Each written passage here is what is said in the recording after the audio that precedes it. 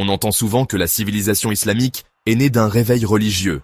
Mais est-ce vraiment la foi qui a bâti Bagdad, Cordoue ou Damas? Est-ce la piété qui a inventé l'algèbre, traduit Aristote, ou fondé les premiers hôpitaux? La vérité, c'est que la religion n'est pas un moteur automatique de science. Elle est un chemin de sens, pas une usine à découverte. L'histoire humaine nous montre de nombreux exemples de sociétés polythéistes ayant atteint des sommets en savoir. Tout comme elle nous montre des sociétés profondément religieuses, mais stagnantes sur le plan intellectuel. Et l'inverse est également vrai. L'âge d'or islamique ne s'est pas construit sur le nombre de prières, mais sur la liberté intellectuelle, la curiosité et l'échange. On constate que cet essor ne s'est pas bâti sur un regain de religiosité, mais sur un ensemble de facteurs combinés, une stabilité politique relative au début de l'ère de l'apogée de la civilisation islamique, une politique active de traduction des œuvres grecques, persanes et indiennes, un mécénat intellectuel porté par des califes et des vizirs, et un contexte économique favorable qui permettait de soutenir les savants. À Bagdad, la maison de la sagesse n'était pas une école religieuse. C'était un centre de traduction, d'astronomie, de débats philosophiques. Et les grands noms, Al-Khawarizmi, père de l'algèbre, s'inspire des mathématiques indiennes.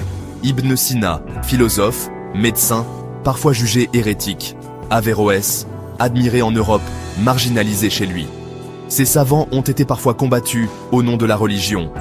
À leur nom, le savoir ne pousse pas dans les mosquées, ni dans les églises, ni les synagogues.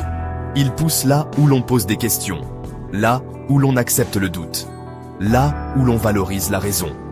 Et aujourd'hui, les prix Nobel, les découvertes, les laboratoires les plus avancés, majoritairement dans des sociétés laïques, voire athées. Mais cela enlève-t-il quelque chose à la religion? Pas du tout, parce que la foi véritable n'a rien à prouver en laboratoire. Elle ne cherche pas à construire des fusées, elle cherche à construire l'homme. La foi, c'est un choix intérieur, un regard humble sur l'existence, une orientation morale, et parfois, un silence face à l'invisible. Alors cessons de croire que la puissance ou la science sont des preuves de religion. Une civilisation brillante peut être vide de foi, et un cœur sincère peut battre dans une société sans Dieu. Ce n'est pas la technologie qui sauve. C'est la vérité, la justice, la lumière du cœur. Et ça, aucune équation ne peut le prouver. Je suis Issam. Sur ma chaîne, Le Coran seul, Al-Qur'an wa Kafa, je médite le Coran autrement.